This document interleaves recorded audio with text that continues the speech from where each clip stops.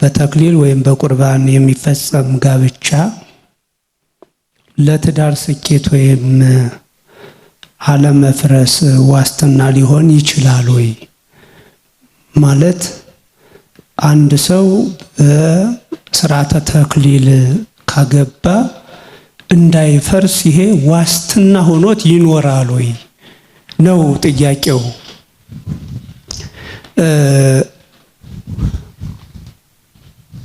ልክ ነው፣ ዋስትና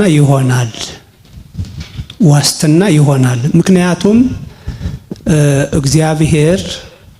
አንዱ እግዚአብሔር ለተለያዩ ሰዎች የተለያየ ጸጋ የሚሰጥባቸው መንገዶች 7ቱ ምስጢራተ ቤተ ክርስቲያን ናቸው።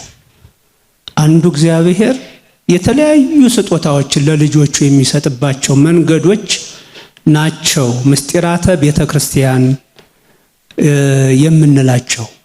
ከነዚህ መካከል አንዱ ምስጢረ ተክሊል ነው።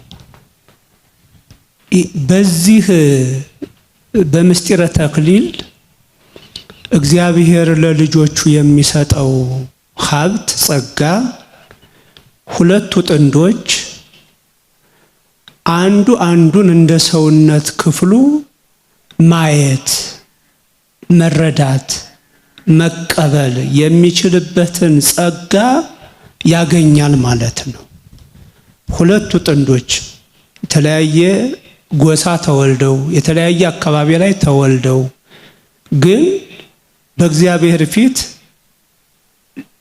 ለጋብቻ ሕይወት ሲቆሙ አንዱ አንዱን እንደ ሰውነት ክፍሉ እንዲቀበለው እንዲረዳው የሚያደርግ ስጦታ በምስጢረ ተክሊል ይገኛል።